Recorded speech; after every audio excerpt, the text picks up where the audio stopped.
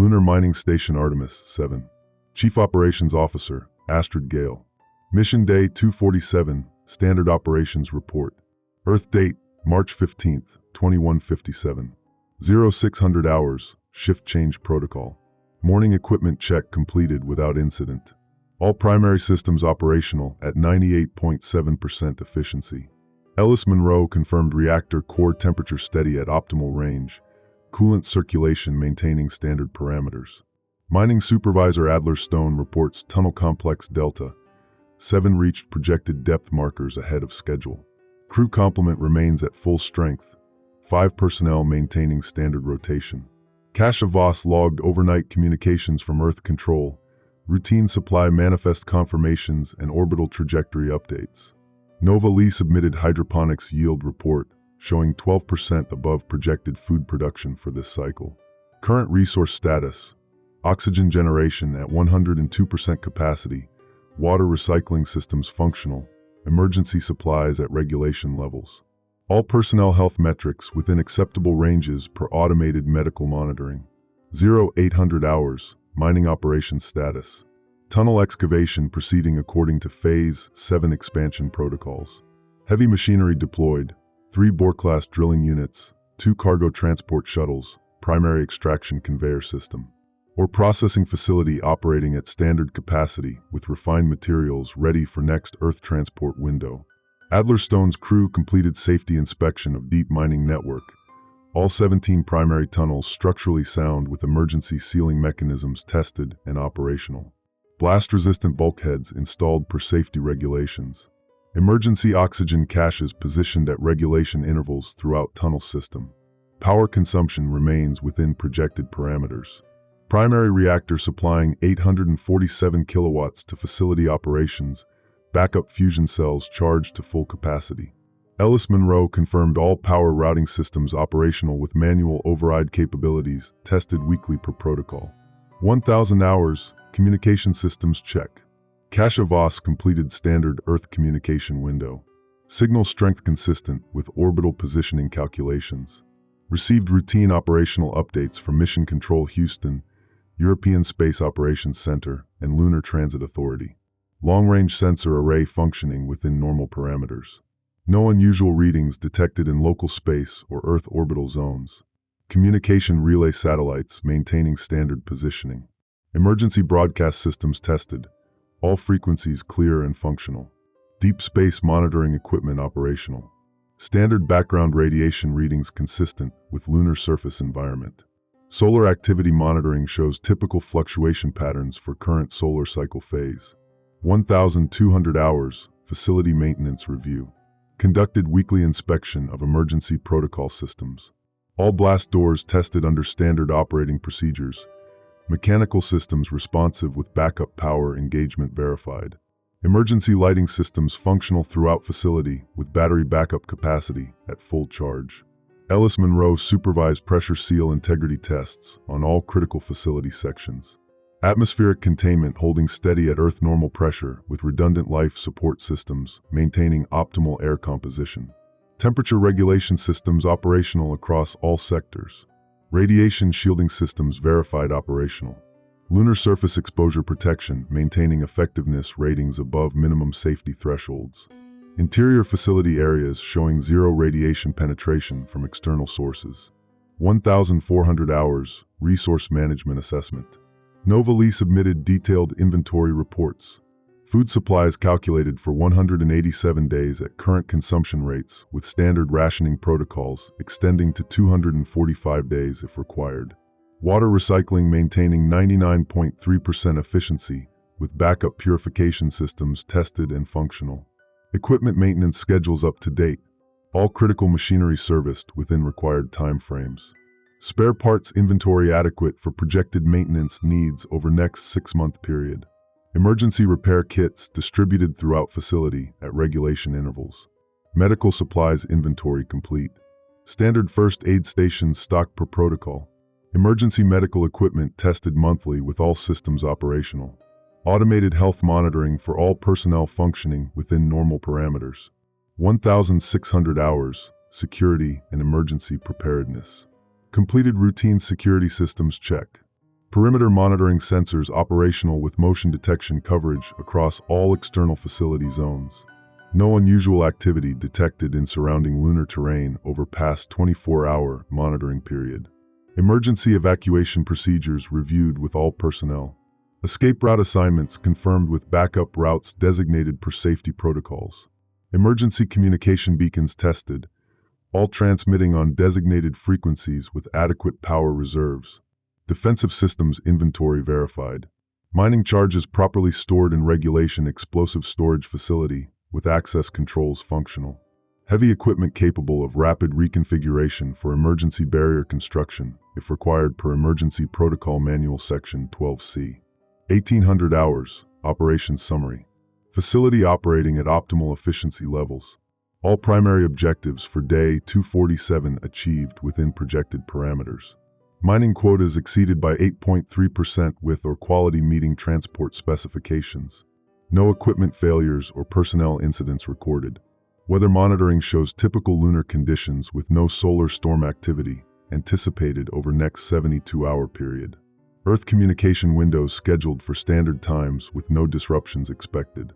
Prepared facility status for overnight shift transition.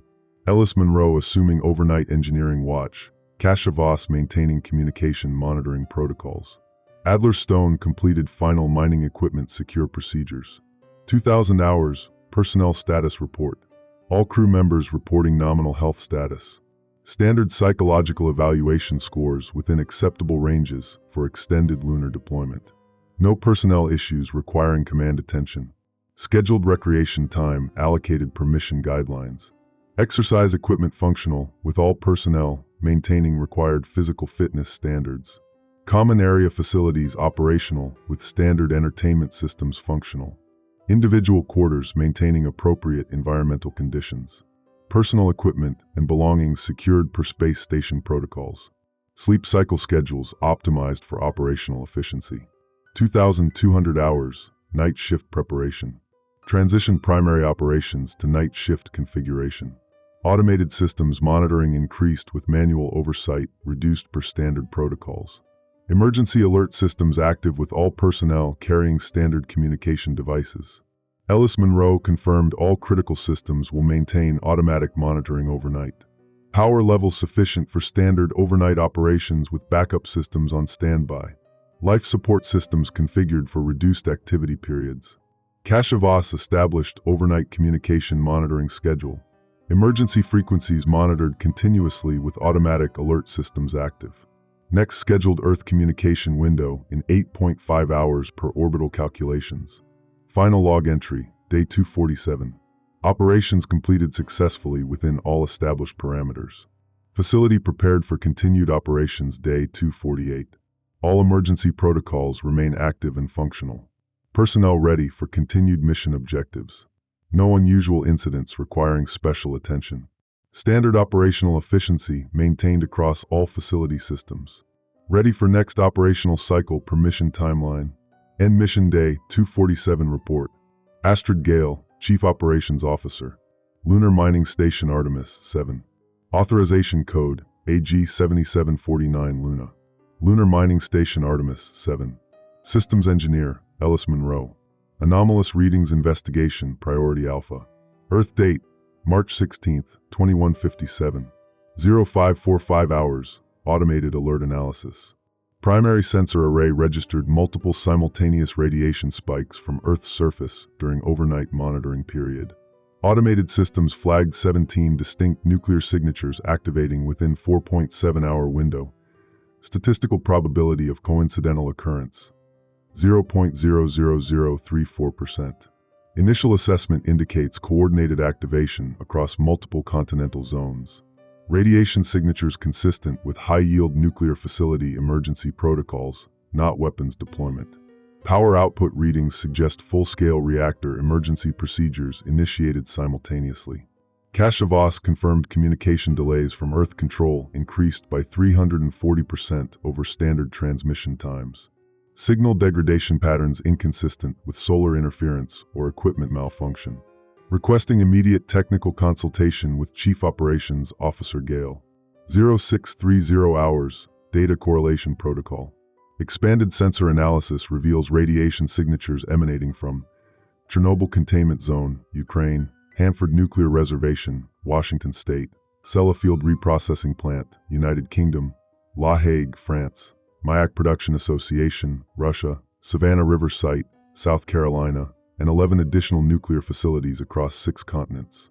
Temporal analysis shows activation sequence beginning 0347 Earth Standard Time, progressing westward across time zones. Pattern suggests coordinated triggering mechanism, rather than cascade failure scenario. Each facility's signature peaked within 23-minute window before stabilizing at elevated levels. Adler Stone reported mining equipment sensors detecting unusual electromagnetic fluctuations coinciding with Earth radiation events. Deep tunnel monitoring arrays showing interference patterns not previously cataloged in facility database. 0800 hours, communication degradation assessment. Cache-Voss documented systematic communication disruption affecting all standard Earth-Luna transmission frequencies. Primary channels experiencing 67% signal loss with backup frequencies degraded by 45%. Emergency communication protocols remain functional, but operating at reduced efficiency. Long-range sensor array detecting increased electromagnetic activity in Earth's upper atmosphere. Ionospheric disturbance patterns extending beyond expected range for nuclear facility emergency procedures. Atmospheric composition readings showing elevated particle density in multiple orbital zones. Standard mission control check-in protocols failed to establish contact during 3 scheduled communication windows. Automated distress beacon monitoring systems detecting fragmented emergency transmissions from multiple Earth-based stations. 1000 hours, nuclear facility analysis. Technical database cross-reference confirms all affected facilities maintain strategic importance for power generation, waste processing, or nuclear material production. Geographic distribution suggests targeting of high-capacity nuclear infrastructure rather than random equipment failure. Radiation level calculations indicate each facility operating at emergency maximum capacity. Power output signatures consistent with controlled emergency procedures, not catastrophic failure scenarios. Duration and intensity patterns suggest intentional activation rather than system malfunction. Nova Lee reported hydroponics atmospheric monitoring detecting trace radioactive particles in facility air recycling system. Concentration levels remain within safety parameters, but represent first external contamination detection in station history. 1200 hours, electromagnetic anomaly documentation. Deep space monitoring equipment registering unusual object signatures in Earth orbital zones. Radar cross-sections inconsistent with known satellite configurations or space debris patterns. Object trajectories do not match standard orbital mechanics for artificial satellites. Sensor array detecting structured electromagnetic transmissions originating from anomalous orbital objects. Signal patterns not consistent with known human communication protocols or space agency transmission standards. Frequency analysis shows complex modulation schemes not in facility database. Astrid Gale authorized expansion of monitoring protocols to include full-spectrum electromagnetic surveillance.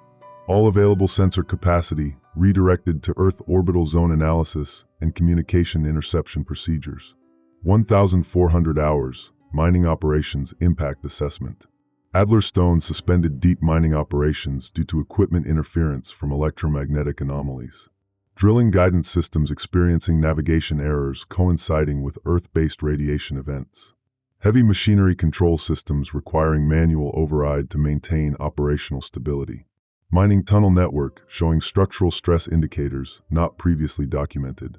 Seismic monitoring detecting low-frequency vibrations transmitted through lunar bedrock. Source analysis suggests external electromagnetic influence affecting facility foundation systems. Emergency sealing mechanisms tested under current conditions. All systems functional, but response times increased by 12% due to electromagnetic interference. Backup mechanical systems confirmed operational without electronic control requirements. 1600 hours, resource status under anomalous conditions. Power consumption increased by 8.3% due to additional sensor operations and communication attempts. Primary reactor maintaining stable output with automatic regulation systems compensating for electromagnetic interference. Backup power systems armed and tested, all units operational. Life support systems maintaining standard parameters despite increased external radiation readings. Atmospheric filtration systems operating at elevated capacity to process trace contamination. Emergency oxygen reserves sufficient for extended isolation protocols if required. Water recycling efficiency reduced to 96.8% due to increased filtration requirements. Reserve water supplies adequate for 178 days at current consumption, with emergency rationing extending to 234 days. Medical monitoring confirms no personnel exposure to dangerous radiation levels. 1800 hours, personnel operational assignments. Casualty assigned continuous communication monitoring duty with authorization to attempt contact using emergency protocols. All standard frequencies to be monitored for partial transmissions or automated distress signals. Nova-Lee implementing enhanced atmospheric monitoring procedures with hourly radiation readings and contamination assessment. Hydroponics systems isolated from external air circulation as precautionary measure. Adlerstone preparing mining equipment for potential emergency reconfiguration. Heavy machinery positioned for rapid deployment in defensive barrier construction if facility security protocols require implementation. 2000 hours, emergency protocol preparation. Reviewed emergency protocol manual section 12C regarding external contamination procedures. All required equipment verified operational and accessible. Personnel briefed on emergency sealing procedures and contamination protocols. Blast-resistant bulkheads tested under current electromagnetic conditions. Mechanical systems functional with manual activation confirmed. Emergency lighting systems armed with backup power allocation increased to account for extended emergency scenarios. Communication beacon systems prepared for emergency activation. Deep space distress signals configured for automatic transmission if Earth communication remains unavailable beyond standard protocol timeframes. 2,200 hours, continuing surveillance operations. Established continuous monitoring rotation with all personnel assigned specific surveillance responsibilities. Sensor arrays configured for maximum sensitivity to detect changes in Earth orbital activity or radiation signatures. Automated alert systems programmed to notify all personnel of significant changes in electromagnetic interference, radiation levels, or communication restoration. Emergency response protocols activated with reduced response time requirements. Facility secured for potential extended isolation period. All systems prepared for autonomous operation without Earth support if current communication disruption continues beyond projected timeframes. 2,300 hours, technical assessment summary. Current situation requires continued monitoring and analysis. Electromagnetic interference and radiation signatures indicate coordinated activation of Earth's nuclear infrastructure, coinciding with anomalous orbital object detection. Communication degradation suggests external influence on Earth-Lunar transmission systems. Facility remains operationally secure, but prepared for emergency protocols if current anomalies indicate hostile action or system failures. Recommend maintenance of heightened alert status with continued surveillance operations until communication with Earth control restored and anomalous readings explained through official channels. Final analysis, day 248. Pattern recognition indicates non-random activation of Earth nuclear facilities with coordinated timing and geographic distribution. Electromagnetic anomalies suggest external technological influence not consistent with known human space operations. Facility operational status, secure but monitoring for escalation indicators. All emergency systems prepared for activation. Personnel assignments established for continuous surveillance operations. Continuation of monitoring protocols authorized, priority alpha maintained. Ellis Monroe, Systems Engineer. Lunar Mining Station Artemis 7. Technical Analysis Authorization, EM 4821 Luna. Distribution, Chief Operations Officer Gale, immediate. Emergency Communications Log, Day 249. Kasha Voss, Communications Specialist. Lunar Mining Facility Omega 7. Classification, Priority Alert. 8:15 Universal Time Coordinated Signal Analysis Report. Third consecutive day of coordinated nuclear signature detection across Earth's northern hemisphere. Previous assessment of equipment malfunction, now classified as incorrect. Signal patterns demonstrate deliberate timing sequences inconsistent with accidental reactor failures. Deep Space Monitoring Array captured 17 distinct craft signatures, between 6 to 8 o'clock Universal Time Coordinated. Trajectories indicate controlled descent patterns toward major population centers, coinciding with nuclear event locations. Craft dimensions approximately 200 to 300 meters, metallic composition reflecting standard radar frequencies. Ellis Monroe's technical analysis confirms simultaneous failure of 12 nuclear facilities spanning 4 continents exceeds statistical probability of coincidental occurrence by factor of 847,000 to 1. Recommending immediate upgrade to threat level orange. 9:42 Universal Time Coordinated Transmission Intercept Log. Fragmentary communications intercepted from European Emergency Network. Containment breach at Facility 7. They're inside the nuclear signatures masking. Repeat, signatures masking. Evacuation routes compromised. They're here, there. Signal degradation at 73% across all Earth-based transmitters. Atmospheric interference patterns suggesting high-altitude electromagnetic disruption. Natural solar activity insufficient to account for current communication blackout levels. Moscow Command Center last confirmed transmission 8:17 Universal Time Coordinated. Unknown craft landing zones correspond to reactor locations. Infantry engagement unsuccessful. Request immediate, signal terminated. 11:28 Universal Time Coordinated Correlational Data Processing. Cross-referencing nuclear event timestamps with craft approach vectors reveals systematic pattern.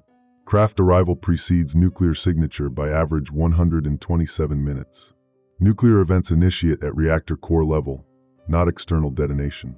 Radiation dispersal follows controlled atmospheric distribution model. Post-event craft maintains stationary positions over reactor sites. Novali's resource analysis indicates Earth's nuclear infrastructure generates sufficient fissile material for planetary atmospheric modification. Current radiation output levels would achieve 40% atmospheric composition change within 72-hour period. Tactical assessment. Nuclear events serving as terraforming catalyst rather than destructive weapon deployment. 13:05 Universal Time Coordinated Deep Space Sensor Sweep. Long-range array detecting massive energy signature approaching from dark side of moon. Estimated arrival, 14 hours, 23 minutes.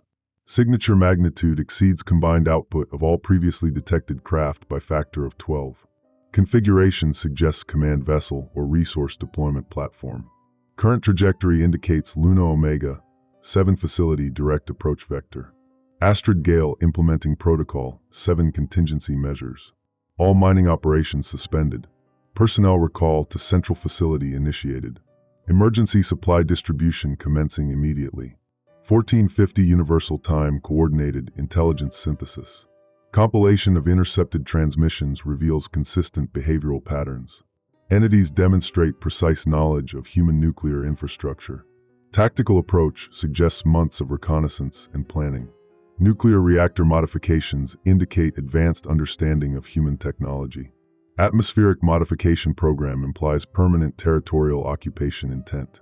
Adlerstone reports mining equipment inventory complete.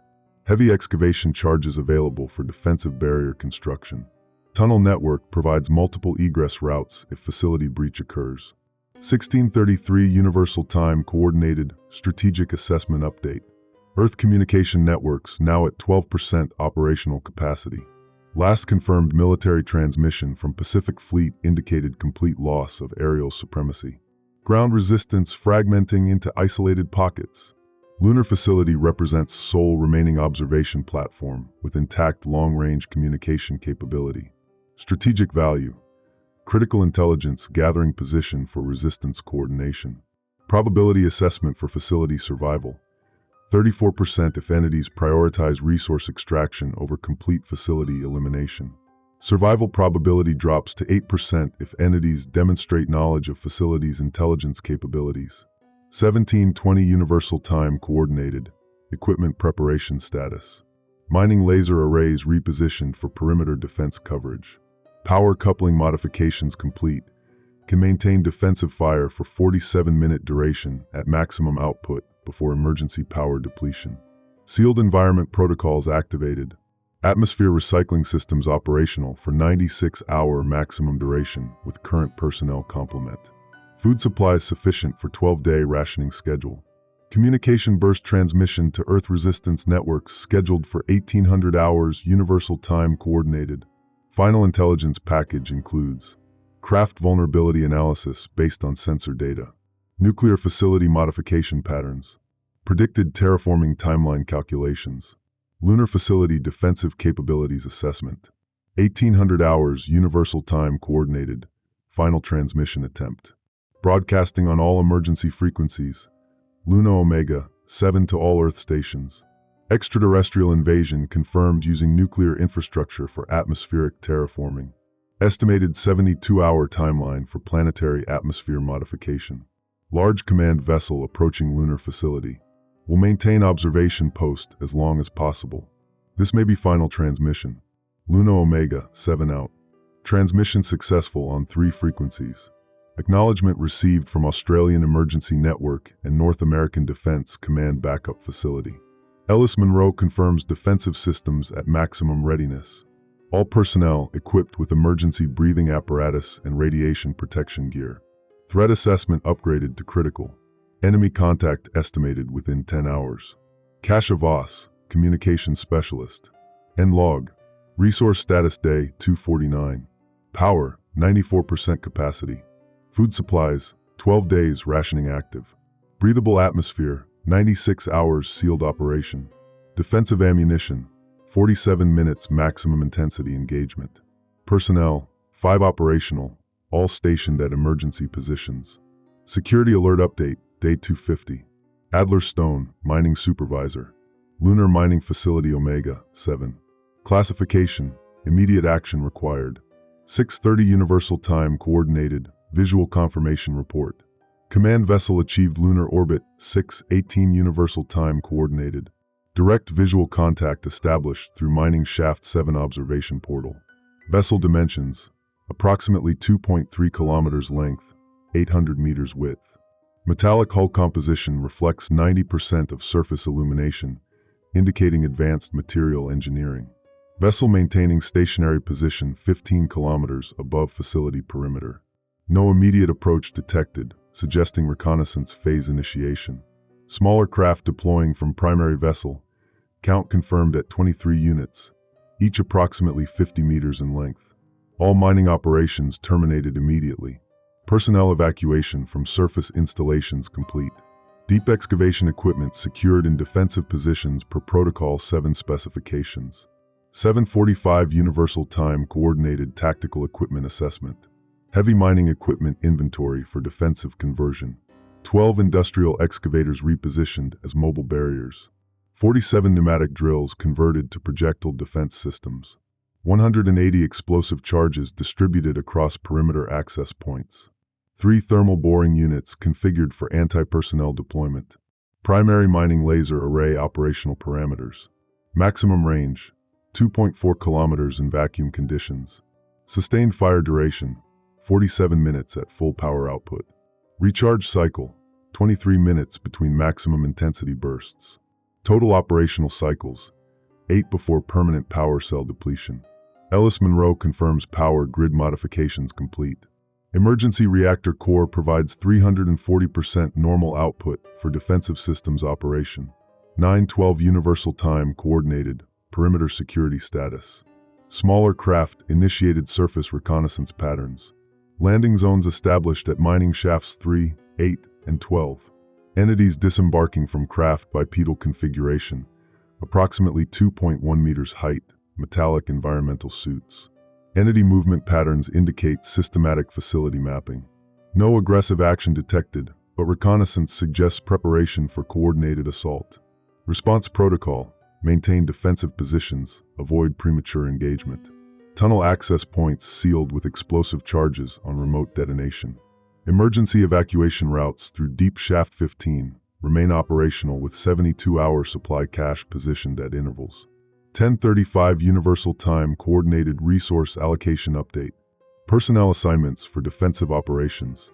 Astrid Gale, Command Coordination, Tactical Decision Authority. Ellis Munro, Power Systems, Equipment Maintenance, Technical Support. Kasha Voss, Communication Monitoring, Intelligence Gathering, Alert Systems. Nova Lee, Supply Distribution, Medical Support, Resource Management. Adler Stone, perimeter defense, equipment operation, explosive ordnance. Food rationing reduced to 8-day supply duration. Water recycling operating at maximum efficiency, sustainable for 11 days with current personnel. Atmospheric systems maintaining optimal conditions for 84-hour sealed operation. 1250 Universal Time Coordinated Entity Behavior Analysis. Reconnaissance entities demonstrating systematic approach to facility assessment. Methodical inspection of all surface installations. Technical scanning of power distribution systems. Attempt to access primary communication array, unsuccessful. Hardened shielding operational. No hostile action toward facility infrastructure. Behavioral patterns suggests entities prioritize facility capture over destruction. Tactical implication. Defensive position may be sustainable if facility systems remain operational. Entity equipment observations. Handheld devices scanning facility construction materials. Cutting tools capable of breaching standard containment doors. Personal defense weapons detected but not deployed. Communication coordination evident between reconnaissance teams. 1420 Universal Time Coordinated Defensive Positioning complete. All personnel positioned at Command Level 3. Maximum protection from surface-based assault. Emergency blast doors sealed and operationally tested. Backup life support systems confirmed operational. Mining Shaft 7 converted to primary observation post with communication relay capability. Emergency destruction charges positioned to deny facility access if defensive position becomes untenable. Nova Lee reports medical supplies inventoried and distributed. Emergency surgical capabilities operational for 48-hour period with available equipment. 1545 Universal Time Coordinated Escalation Protocol Activation. Reconnaissance entities attempting direct access to facility through Mining Shaft 12 entrance. Cutting equipment operational. Estimated breach time, 2 hours, 34 minutes. Threat level upgraded to critical. Active defensive measures authorized. First engagement. Mining laser array activated against Shaft 12 position. Direct hit achieved on 2 entities. Remaining entities withdrew to safe distance but maintained perimeter positions. Entity response. Deployment of additional units from command vessel. Current count, 67 entities on surface, 23 craft operational. 1710 Universal Time Coordinated Tactical Assessment. Entities demonstrating adaptive response to defensive measures. Approach vectors modified to avoid laser array coverage. Cutting operations shifted to multiple access points simultaneously. Communication jamming initiated. External transmission capability reduced to 23%. Command vessel repositioning to direct orbital position above facility. Defensive capabilities assessment. Laser array effective against individual entities, insufficient for large-scale engagement. Explosive charges operational for facility denial but limited tactical utility. Sealed facility provides temporary protection but no sustainable defense option. Strategic situation, facility siege initiated. Estimated 18-hour period before defensive perimeter compromised. 1830 Universal Time Coordinated Command Decision Point. Astrid Gale authorization. Implement Protocol 7 Alpha, facility defense with controlled retreat option. Defensive plan. Maintain current positions for maximum duration. Utilize mining equipment for tactical advantage. Preserve communication capability for intelligence transmission. Execute facility denial protocol if position becomes untenable. Resource expenditure authorized. All defensive systems activated for continuous operation. Estimated sustainable defense period. 36 hours maximum with current power and ammunition reserves. Ellis Monroe confirms reactor core operational at maximum safe output. Power system stable for extended defensive operations. Final reconnaissance report transmitted to Earth resistance networks. Luna Omega, 7 under siege. Entity forces demonstrate advanced tactical coordination. Facility defense operational. Will maintain position until communications lost. Threat level maximum. Active engagement imminent. Adler Stone, mining supervisor. End report. Resource status day 250. Power, 340% output. Emergency overload operational. Food supplies, 8 days emergency rationing. Breathable atmosphere, 84 hours sealed operation. Defensive systems, all operational, 36-hour maximum duration. Personnel, 5 operational, all at defensive stations. Entity count: 67 on surface, 23 craft, 1 command vessel. Command decision log, day 251. Chief Operations Officer, Astrid Gale.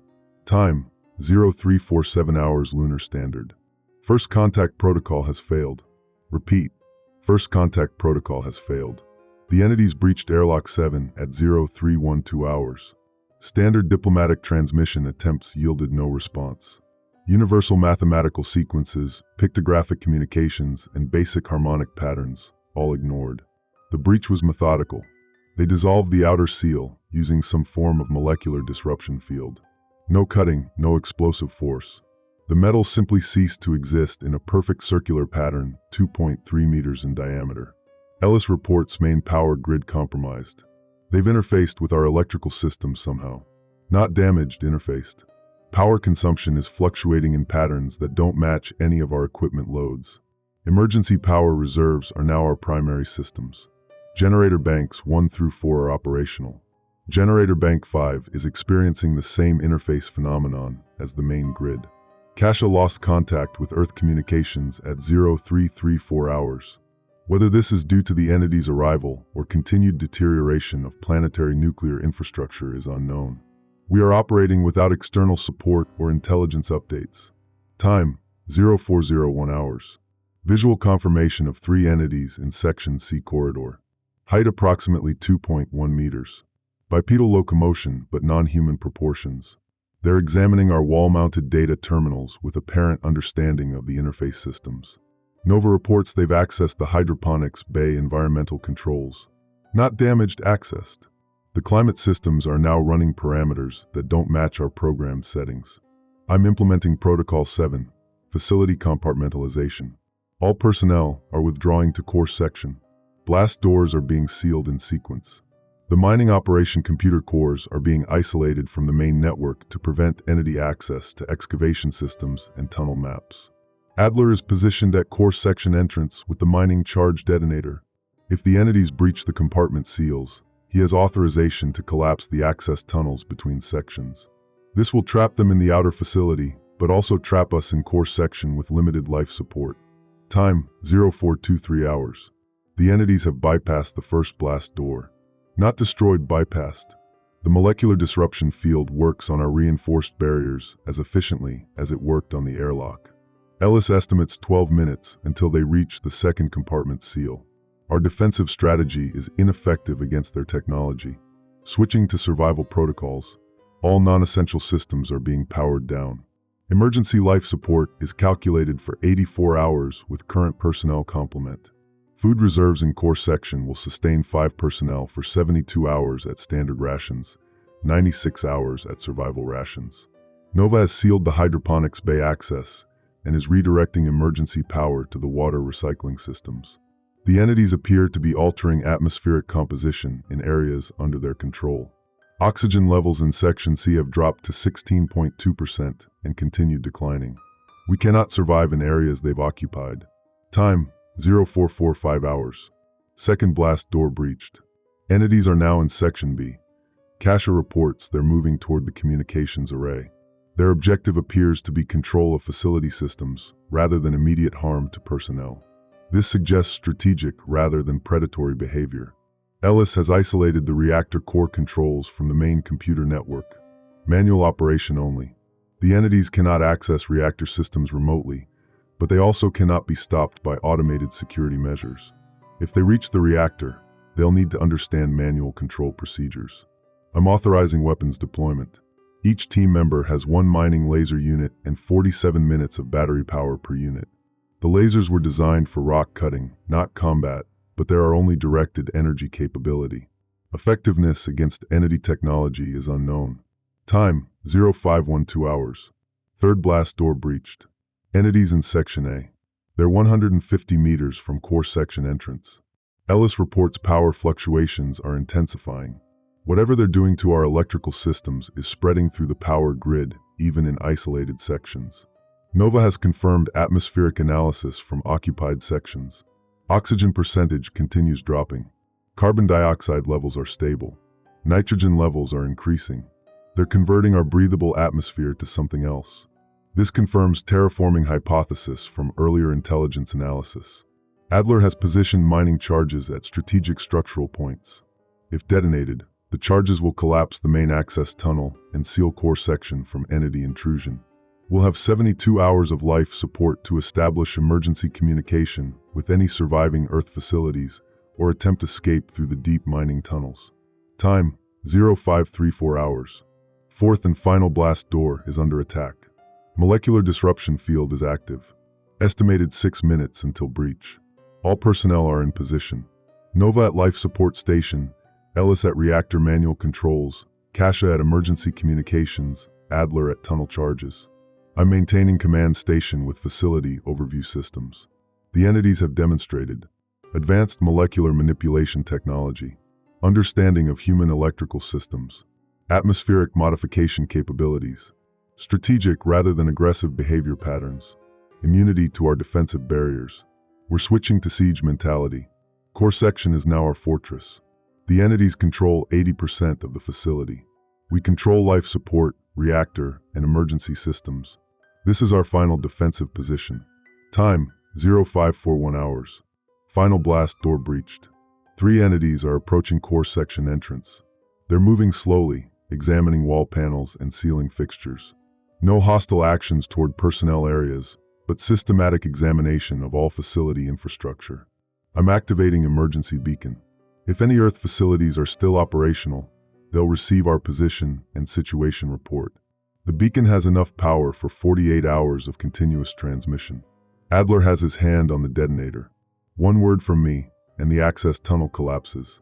We'll be trapped, but the entities will be locked out of core section. Time, 0547 hours. The entities have stopped at core section entrance. They're not attempting to breach. They're waiting. One entity is interfacing with the blast door control panel. Not dissolving the door, examining the controls. They understand our systems well enough to know this is our final position. They know we're trapped. Ellis reports reactor is stable under manual control.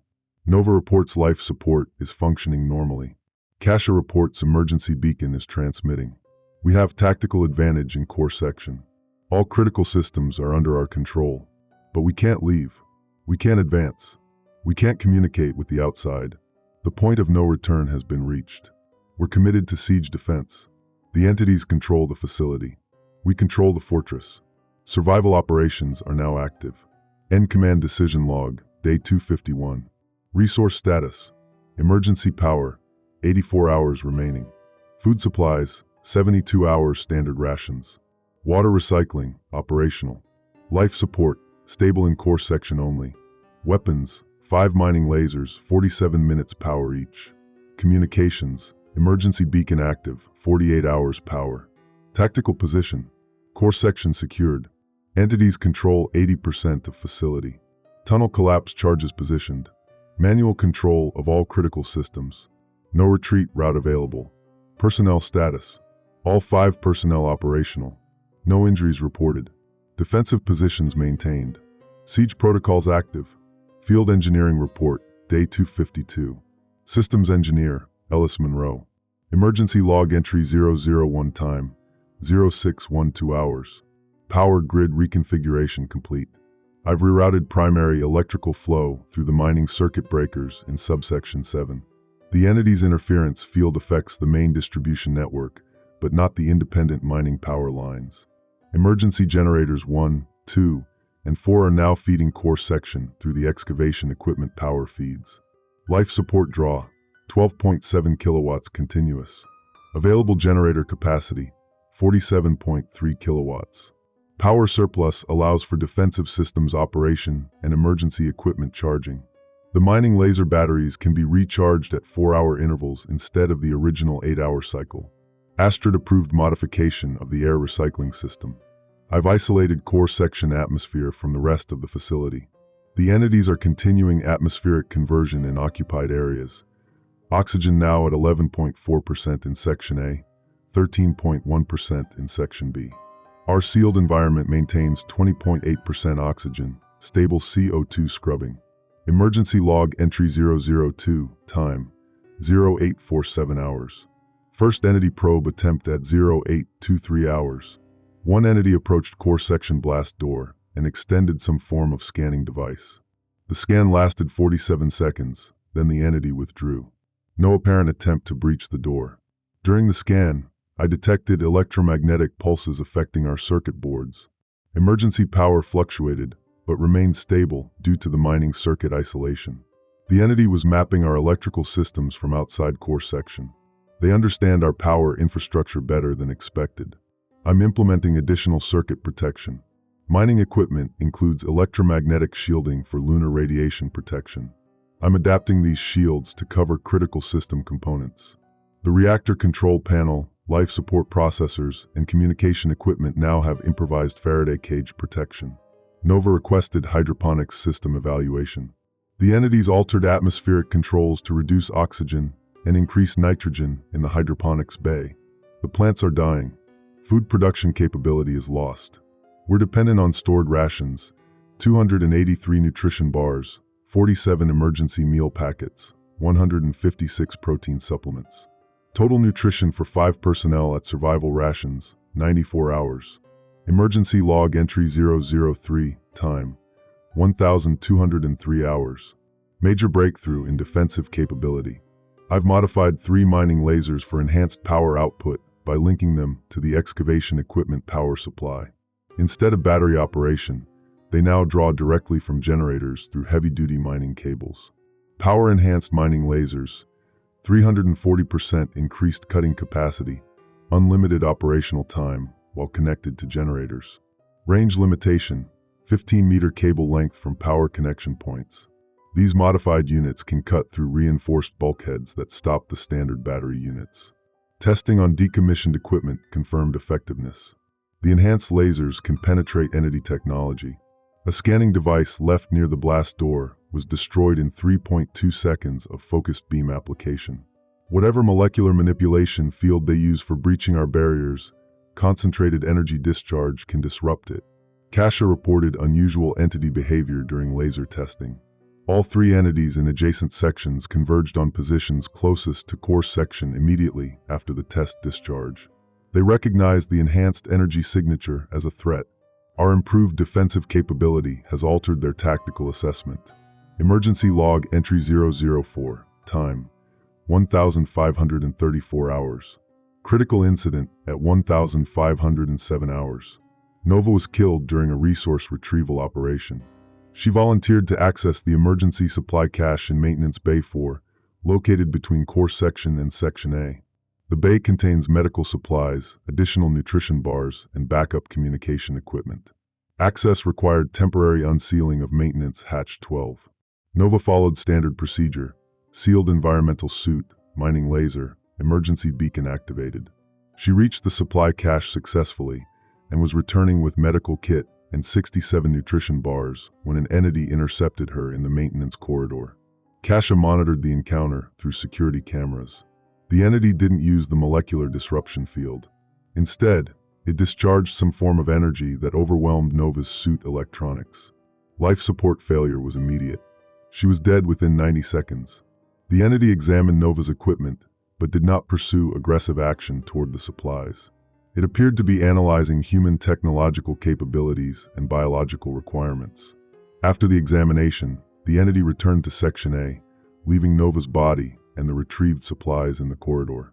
Emergency log entry 005, time, 1,721 hours.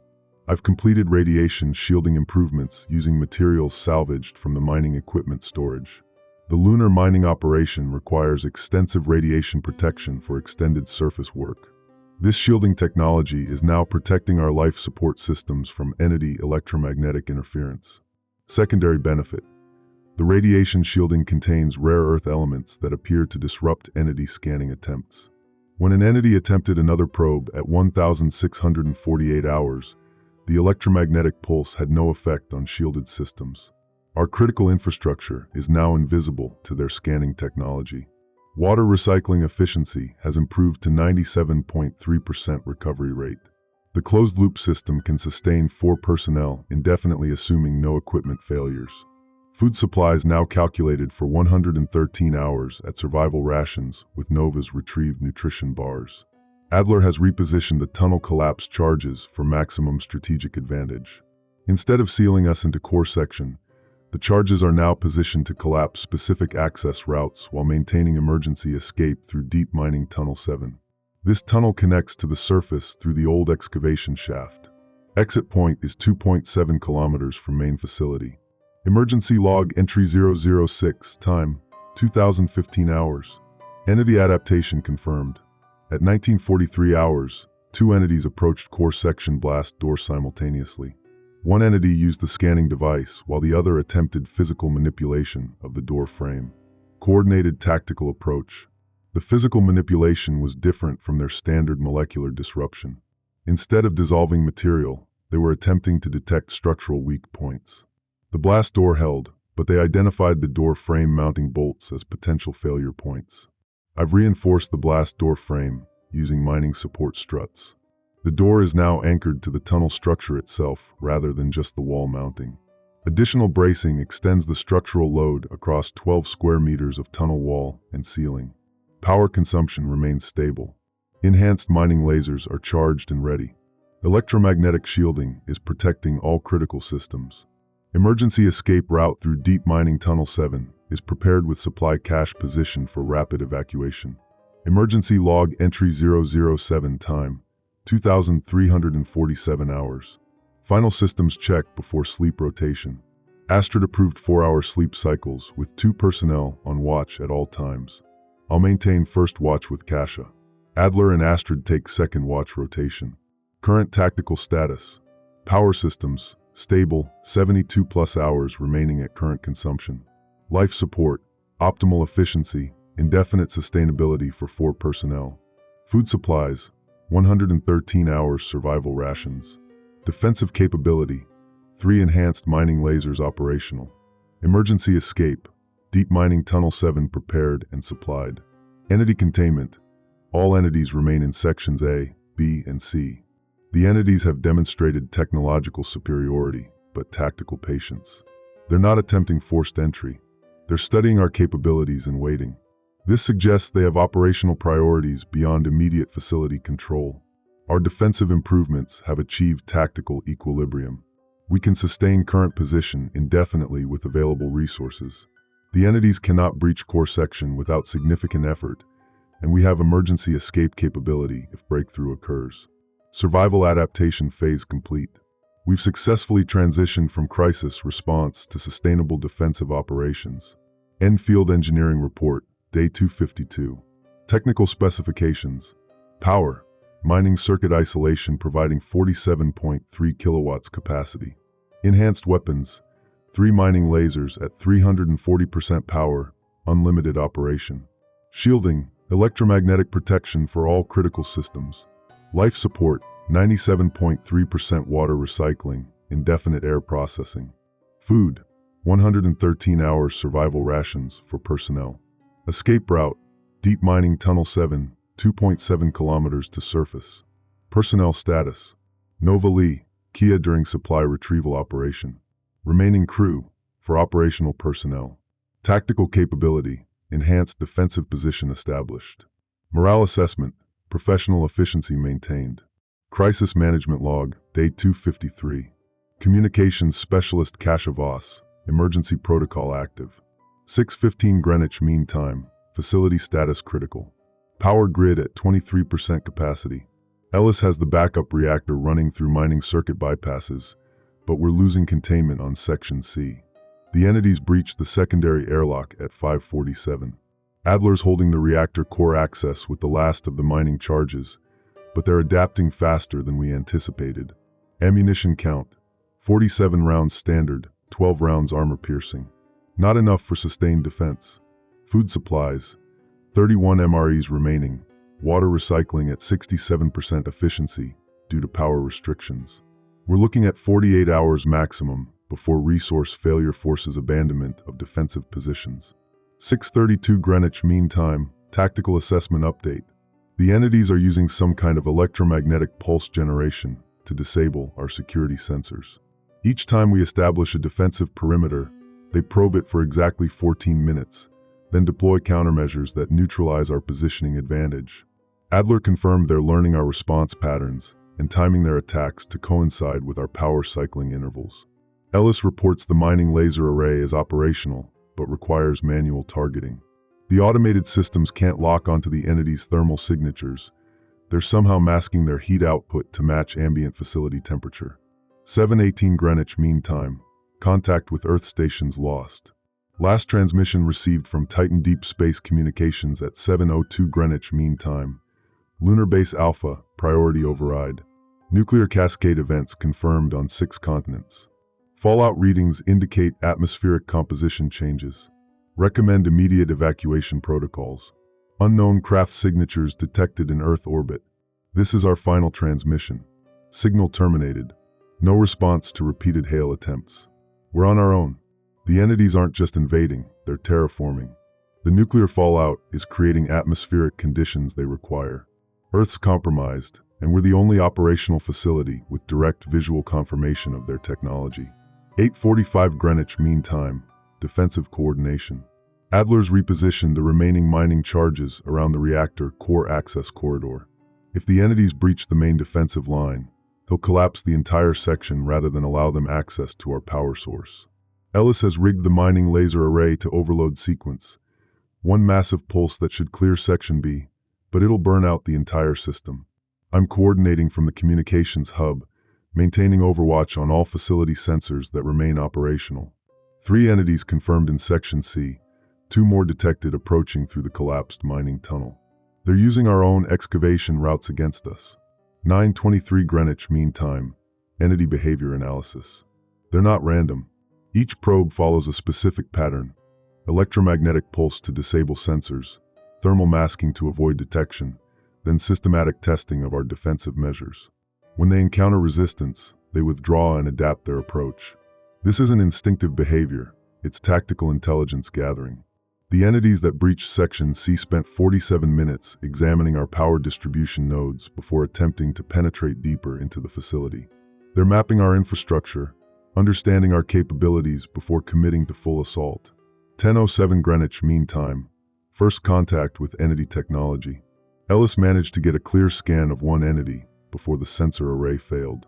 Height approximately 2.1 meters, bipedal locomotion, but the thermal signature indicates internal temperature regulation that matches their environment. They're wearing some kind of technological integration, not clothing, but direct interface between biological systems and mechanical components.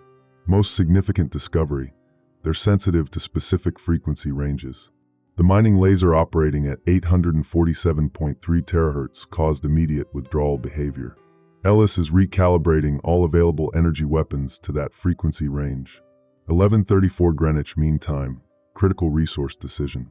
We've reached the point where every tactical choice carries permanent consequences. Using the mining charges means we lose mobility through those sectors. Overloading the laser array gives us one powerful strike, but eliminates our primary defensive capability. Maintaining current defensive positions exhausts our ammunition within 6 hours. Adler's recommendation: use the mining charges to create choke points, forcing the entities into predetermined killing zones where the laser array can achieve maximum effectiveness. Risk assessment: 67% chance of tactical success, but it commits us to defending a significantly reduced facility area with no fallback positions. 12:15 Greenwich Mean Time. Engagement decision made. Ellis has confirmed the laser array recalibration is complete. All mining charges are positioned for maximum tactical advantage. I've established communication protocols with both team members to coordinate the engagement sequence.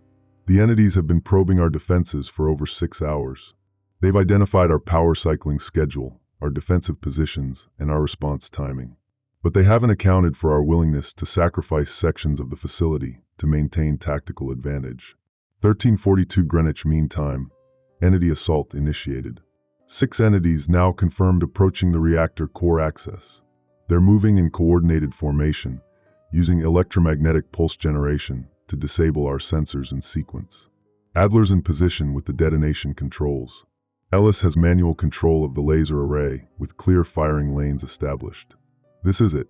All tactical preparation comes down to the next 20 minutes. Either we maintain control of the facility's critical systems, or we lose operational capacity entirely. 14:08 Greenwich Mean Time. Engagement in progress. Adler triggered the first mining charge sequence. Section C corridor collapsed as planned, forcing the entities to approach through Section B where Ellis has laser array coverage. 2 entities caught in the collapse. Thermal signatures terminated. Remaining 4 entities adapting to the new tactical situation. They're using debris from the collapse as cover, moving in short advances between our power cycling intervals. Ellis has clear shots, but is waiting for optimal targeting before expending laser array overload capacity. 14:23 Greenwich Mean Time. Contact lost with Adler. Explosion in the reactor core access corridor. Adler's communication signal terminated at 14:19 Greenwich Mean Time. Emergency power surge indicates he triggered the final mining charge sequence to prevent entity access to the reactor. Core systems remain operational, but we've lost our demolition specialist and our primary defensive coordinator. Ellis confirms 2 entities eliminated by the laser array overload. Facility power at 31% capacity from the reactor core surge. 2 entities remain operational, but they've lost their primary approach route to critical systems. 15:15 Greenwich Mean Time. Tactical reassessment. With Adler's sacrifice, we've maintained control of the reactor core, but we're down to 2 operational personnel. Ammunition, 23 rounds standard, 8 rounds armor-piercing. Food supplies, 29 MREs. Water recycling restored to 73% efficiency due to reactor surge. The remaining entities have withdrawn to Section A.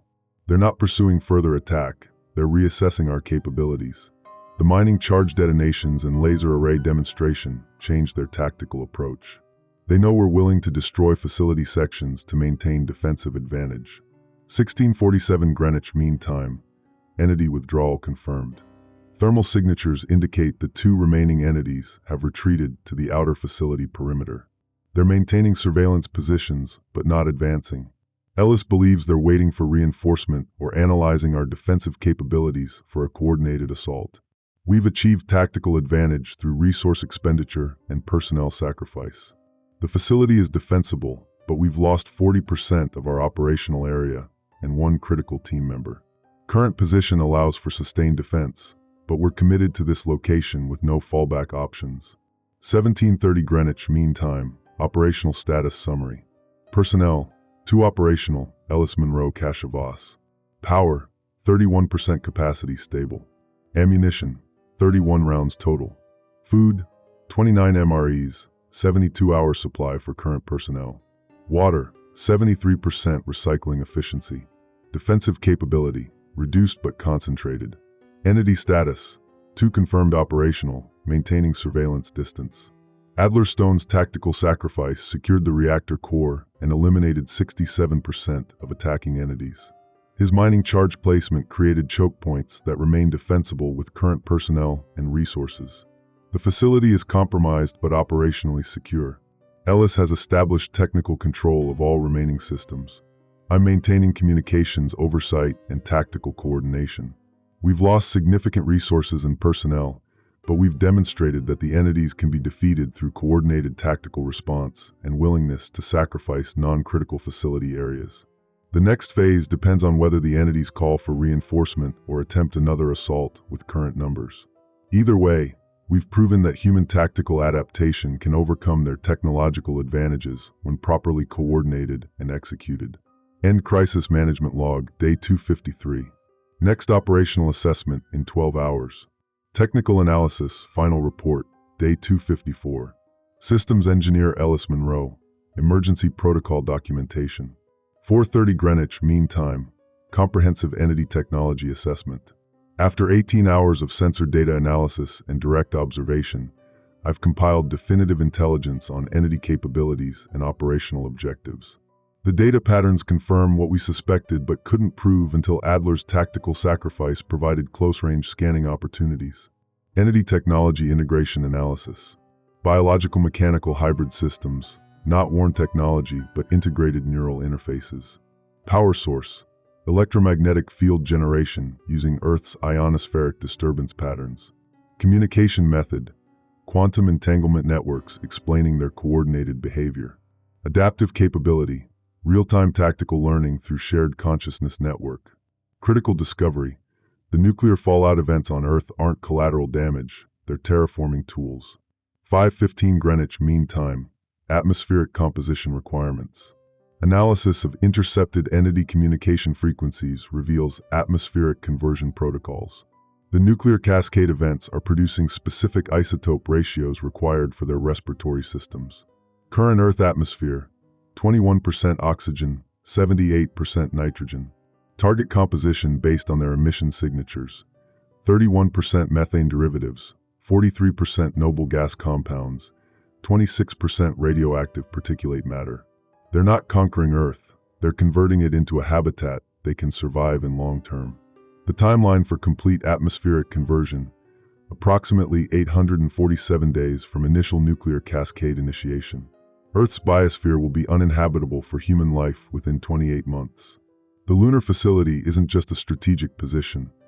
We're the only operational human outpost with the technical capability to document and potentially counteract their terraforming process.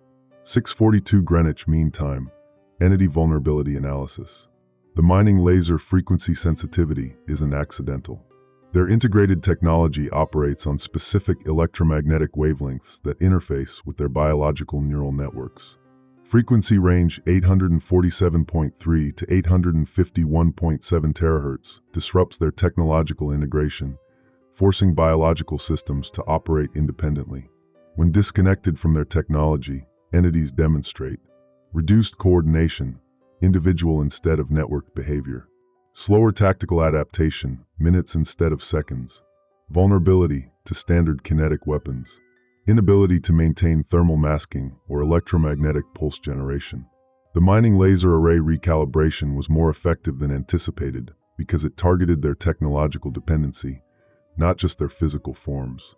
7:28 Greenwich Mean Time. Lunar surface composition advantage. Lunar regolith contains titanium oxide concentrations of 1.4 to 17.6% depending on location. Our mining operations have been processing high titanium content areas, creating dust clouds with electromagnetic properties that interfere with entity scanning systems. Field test confirmation. Dispersed lunar dust at concentrations above 2.3 grams per cubic meter creates sensor dead zones where entities cannot accurately track human movement or facility operations. Our mining equipment has been inadvertently creating natural countermeasures. Tactical application. Industrial air circulation systems can weaponize lunar dust as concealment and interference tool. The facility's atmospheric processors can generate tactical dust screens on demand using existing mining waste material. 8:45 Greenwich Mean Time. Earth communication analysis. Before losing contact with Earth stations, I archived 347 separate transmission logs documenting the nuclear cascade sequence. Pattern analysis reveals the events weren't random targeting. They were strategically selected based on atmospheric circulation patterns, population density, and industrial infrastructure concentration. Entity targeting priorities. Nuclear power facilities, immediate atmospheric contamination. Chemical processing plants, compound reaction acceleration. Population centers, elimination of organized resistance. Communications hubs, isolation of remaining human facilities. The coordinated timing across 6 continents indicates a command structure with detailed intelligence about human infrastructure. They studied our civilization before initiating the invasion. 9:33 Greenwich Mean Time. Emergency Protocol Manual, Section 7 Discovery. While researching facility defensive capabilities, I located Emergency Protocol Manual Section 7. Planetary Defense Grid Activation.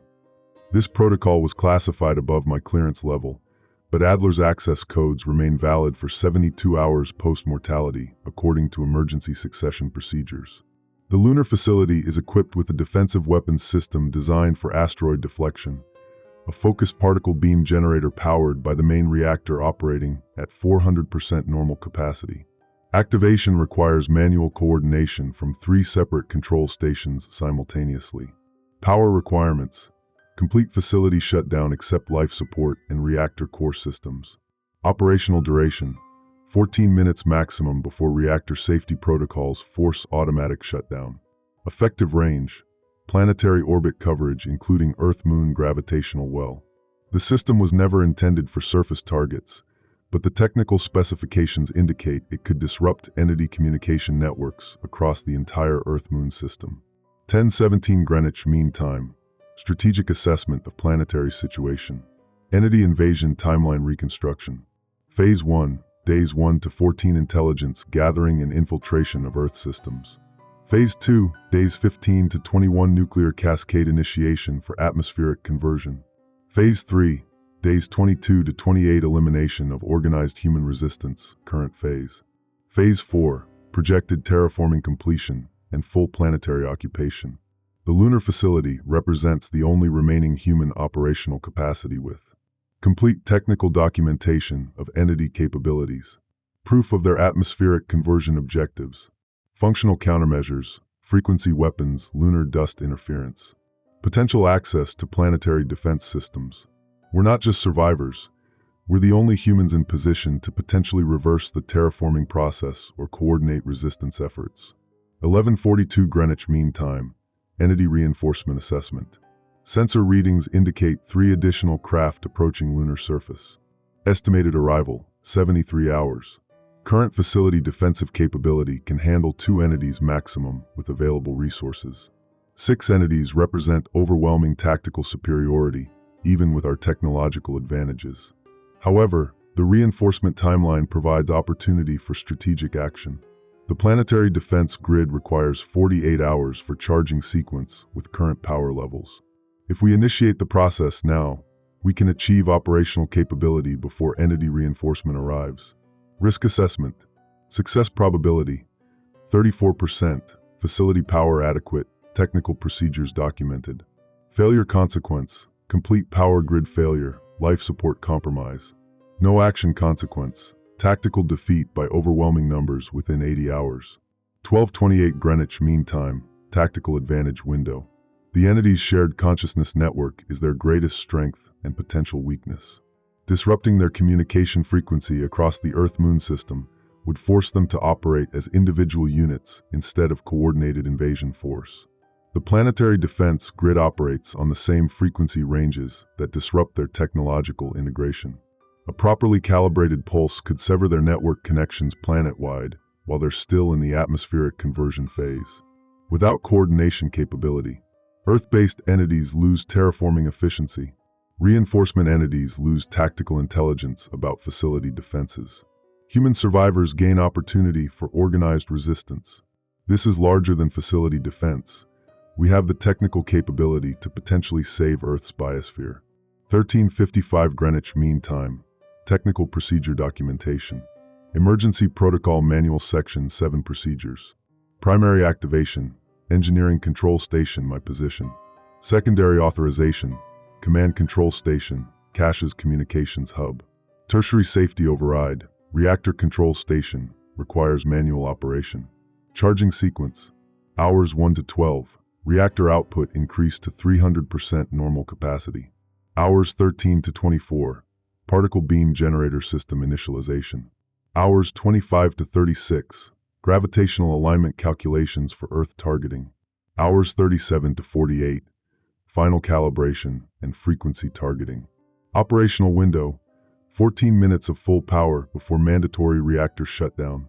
Range effectiveness. Complete Earth-Moon system coverage. Expected result. 72% probability of severing entity communication networks. 14:33 Greenwich Mean Time. Resource requirements for defense grid activation. Power allocation for 48-hour charging sequence. Life support. 12% reactor capacity, minimum sustainable. Communications. 3% reactor capacity, emergency protocols only. Facility defense. 8% reactor capacity, basic sensor and door controls. Defense grid charging. 77% reactor capacity. Resource consumption. Food. 16 MREs over 48 hours, sustainable with current supplies. Water. Recycling efficiency must increase to 85%, achievable with power reallocation. Ammunition. Reserved for final 14 minutes when facility defense is offline.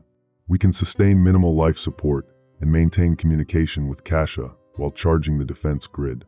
The facility will be vulnerable during the charging period, but the entity's withdrawal behavior suggests they're waiting for reinforcement rather than attempting immediate assault. 1547 Greenwich Mean Time, Strategic Decision Framework.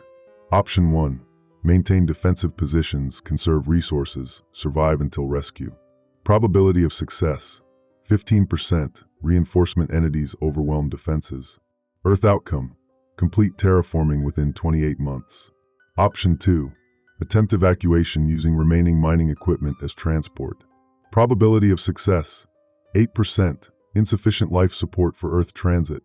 Earth outcome, no change to terraforming timeline. Option 3. Activate planetary defense grid, disrupt entity network coordination. Probability of success, 34%, technical complexity and power requirements.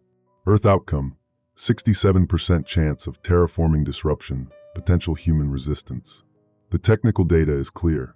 We're the only facility with the capability and intelligence to potentially save Earth's biosphere.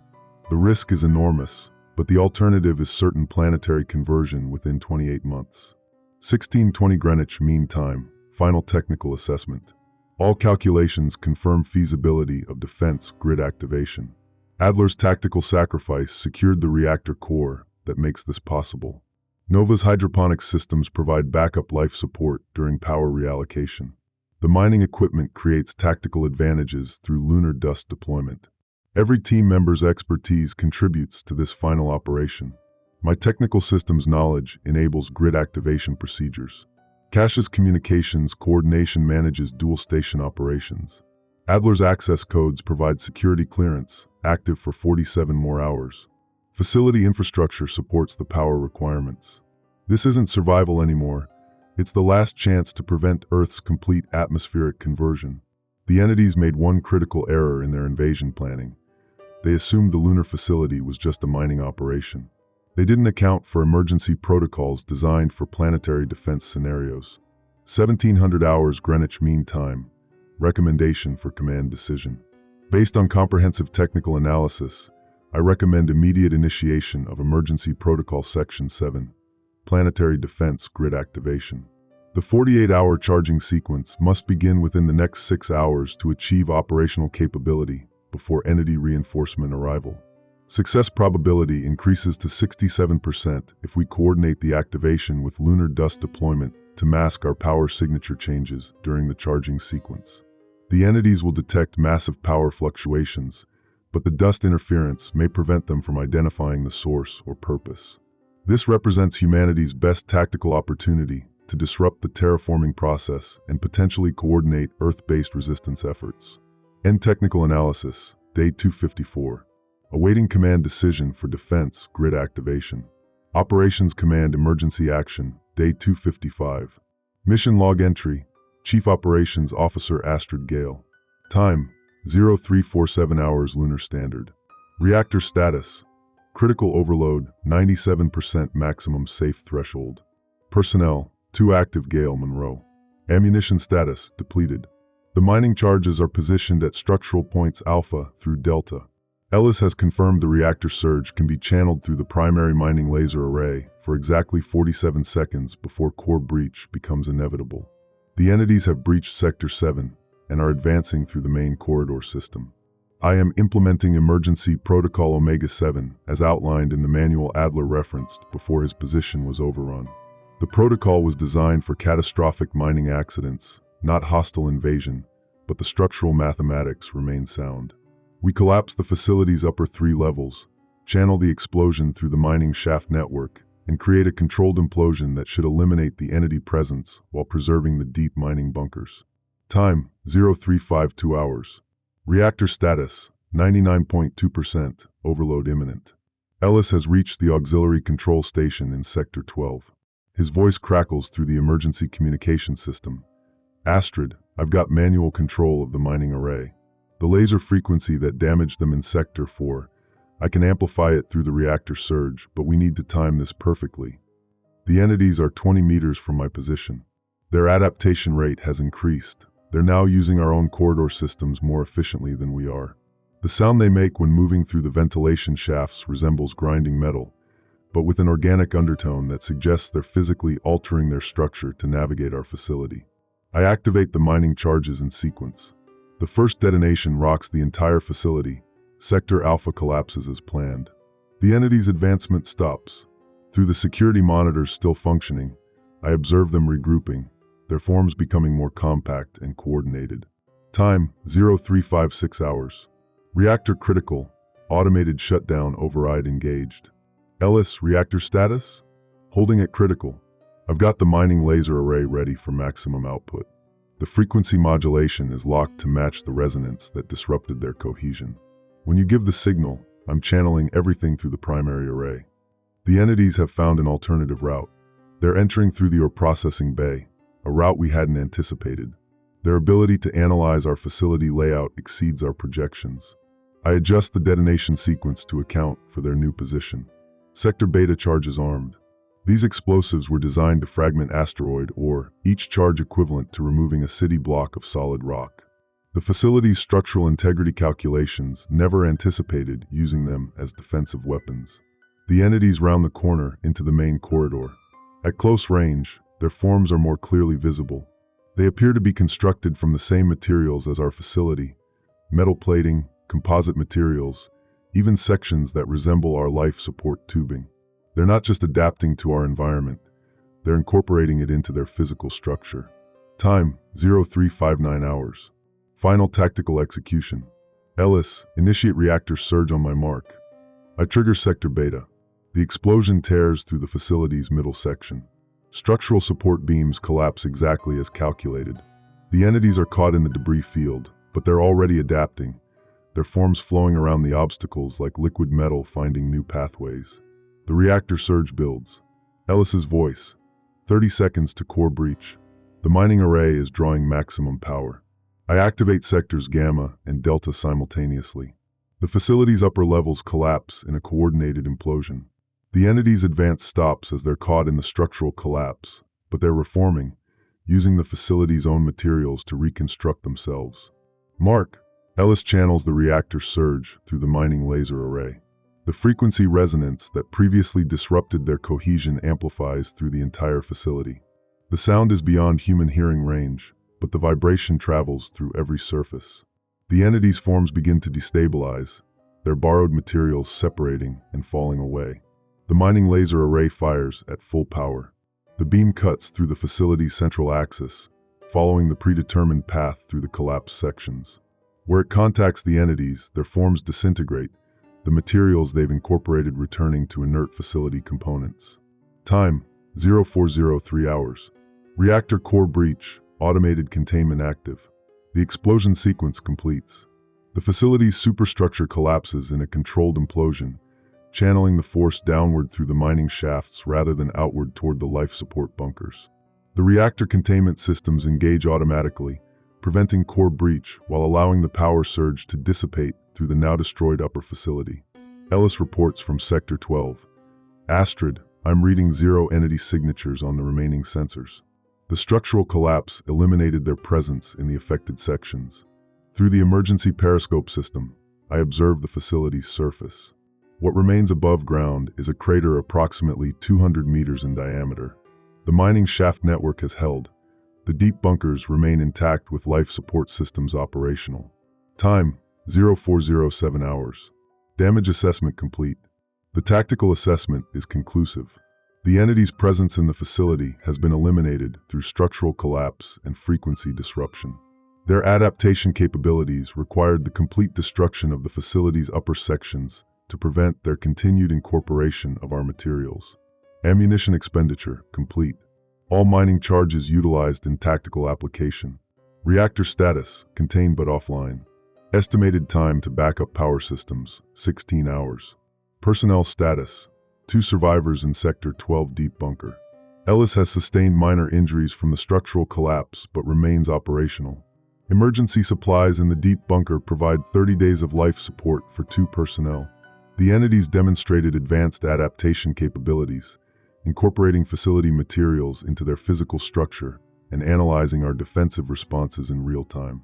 The tactical solution required complete facility sacrifice to achieve elimination of their presence. Time, 0415 hours. Tactical position established. Emergency protocols complete.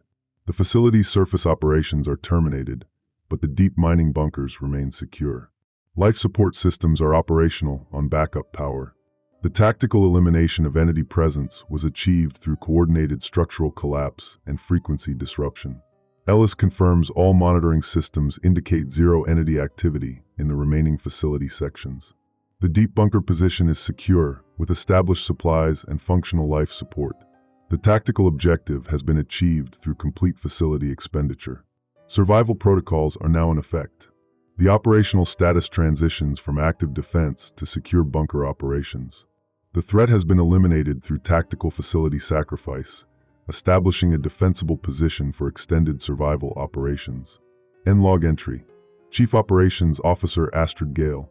Day 255, 0420 hours Lunar Standard. Survival Status Report, Day 258. Communications Log, Specialist Kasha Voss. Time, 1200 hours Lunar Standard. Location, Deep Mining Bunker Section 12 Delta. Personnel Status, 2 active Voss Monroe. Power Source, Emergency Cell Array, 72% capacity. 3 days post-facility collapse. Backup power systems restored to operational status at 0600 hours. Emergency cell array provides sufficient power for life support, minimal lighting, and communication systems for 28 days at current consumption rate. The structural integrity assessment is complete. Ellis has confirmed the deep bunker sections remain stable despite the surface facility implosion. The mining shaft network suffered minimal damage. Primary support beams held within acceptable stress parameters. Ventilation systems are functional through the emergency intake filters. Resource inventory update. Water reserves, 240 liters, recycling system operational. Food supplies, MRE packets for 30 days, 2 personnel. Oxygen generation, backup scrubbers functioning at 85% efficiency. Medical supplies, basic first aid, no critical medications. Equipment operational, emergency communication array, environmental monitors, hand tools. Time, 1215 hours. Communication status assessment. Earth communications remain offline. The long-range transmission array was destroyed with the surface facility. Emergency beacon transmitter has insufficient power to reach Earth orbit. Maximum range approximately 50,000 kilometers. No response detected from lunar orbital stations or Earth-based facilities. Short-range sensors indicate no entity activity within detection radius. The frequency disruption and structural collapse eliminated their presence from the facility perimeter. Environmental monitors show normal radiation levels, no contamination from the reactor containment. Ellis reports from the engineering section. Kasha, I've rigged the backup generator to extend our power duration. We can maintain current operations for 35 days if we reduce heating in non-essential areas. The water recycling system is performing above specifications. Time, 1230 hours. Tactical position analysis. The bunker position provides defensible shelter with controlled access points. The main entrance tunnel was sealed during the facility collapse. We have emergency exit routes through mining shafts 7 and 12. Both routes lead to secondary surface positions 800 meters from the primary crater. Ellis has established a monitoring rotation. We alternate 6-hour shifts, maintaining watch on environmental sensors and communication equipment. The emergency protocols require continuous monitoring for entity activity, power system status, and atmospheric conditions. Our tactical advantage lies in the secure position and functional life support. The entities demonstrated adaptation to surface facility materials, but showed no capability for deep excavation or underground infiltration. The collapsed facility creates a debris barrier between our position and any potential surface activity. Time, 1245 hours. Operational procedures established. Daily operational schedule implemented. 0600, environmental system check, power status assessment. 0800, communication sweep, sensor data analysis. 1000, resource inventory, equipment maintenance. 1200, status reporting, tactical assessment. 1400, emergency drill protocols, system backup procedures. 1800, final sensor sweep, secure configuration for sleep rotation. Ellis has created maintenance schedules for all critical systems. The backup power cells require monitoring every 8 hours. Water recycling filters need replacement every 14 days. We have sufficient spare components for 60 days of operation. Emergency escape procedures verified. Both mining shaft exits remain clear. Emergency equipment cached at each exit point includes basic survival gear, water supplies for 48 hours, and portable communication devices. Time: 1,300 hours. Long-term survival assessment. Current resource projection supports 2 personnel for 30 days at standard consumption. Water recycling extends this to approximately 45 days if rationing protocols are implemented. Power conservation measures can extend operational capability to 50 days maximum. The facility's surface destruction eliminated immediate entity threat, but also removed all heavy equipment and long-range communication capability. Rescue probability depends on external Earth-based operations resuming normal function after the planetary nuclear events. Ellis confirms the mining equipment stored in the deep bunkers includes portable drilling gear, excavation tools, and emergency construction materials. If required, we can expand the bunker system or create additional ventilation shafts using manual equipment. Time: 1,315 hours. Threat assessment update. Environmental monitors show no unusual activity. Radiation levels remain normal. No electromagnetic signatures indicating entity presence detected within sensor range. The structural collapse and frequency disruption appear to have eliminated local entity activity. However, the entities demonstrated advanced adaptation capabilities. Continuous vigilance protocols remain in effect. Motion sensors positioned at all access points. Seismic monitors detect any unusual ground vibrations that might indicate entity activity or structural instability. Emergency response procedures established for 3 scenarios. Entity activity detected, immediate lockdown, activate emergency frequencies. Structural failure, emergency evacuation through mining shafts. Power system failure, manual backup procedures, implement survival rationing. Time: 1,330 hours. Final status report. Operational status: stable. 2 personnel maintaining secure position in deep bunker facility. Life support systems functional. Emergency supplies adequate for extended survival period. No immediate threats detected. Tactical position defensible. Controlled access points, established monitoring procedures, verified escape routes. Entity threat eliminated from immediate vicinity through facility collapse and frequency disruption tactics. Resource management. Conservative consumption protocols in effect. Water recycling operational. Power systems stable on backup cells. Food supplies rationed for maximum duration. Communication status. Local systems operational. Earth contact not established. Emergency beacon insufficient range for orbital contact. Monitoring frequencies for any external communication. The facility sacrifice achieved tactical success. Entity presence eliminated through coordinated structural collapse. Survival protocols now in effect for extended bunker operations. Current position sustainable for 30 to 50 days, depending on resource conservation measures. Ellis and I will maintain operational vigilance. The threat demonstrated adaptation capabilities requiring continuous monitoring. Our tactical advantage lies in secure position, functional life support, and established survival procedures. Survival operations continue. The mission transitions from crisis response to sustained bunker operations. Threat eliminated locally, but planetary situation remains unknown. Time: 1,345 hours. Operational vigilance maintained. End status report. Communications Specialist Cache of Voss. Deep Mining Bunker Section 12 Delta. Day 258, Lunar Standard Time. Survival operations active.